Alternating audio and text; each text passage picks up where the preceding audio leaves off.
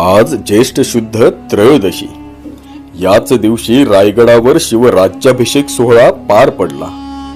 अनेक पातशायांच्या छाताडावर बसून स्वराज्य स्थापन झालं.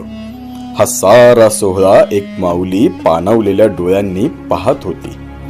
तिने पाहिलेलं हिंदवी स्वराज्याचं स्वप्न तिच्या शिवबानं पूर्ण केलं होतं.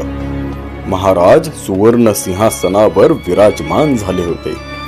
अनेक गर्विष्ठ माना महाराजांपुढे झुकत होत्या. संपूर्ण दरबारात छत्रपती शिवाजी महाराजांचा जयघोष चालू होता.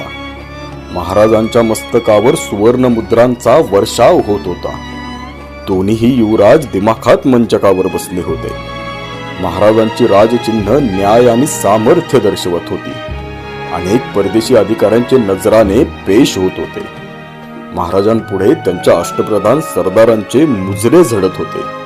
हा सारा सोहळा जिजाऊ साहेब आपल्या डोळ्यांमध्ये साठवत होत्या. दुसरा आनंद तो काय त्या माऊलीचा.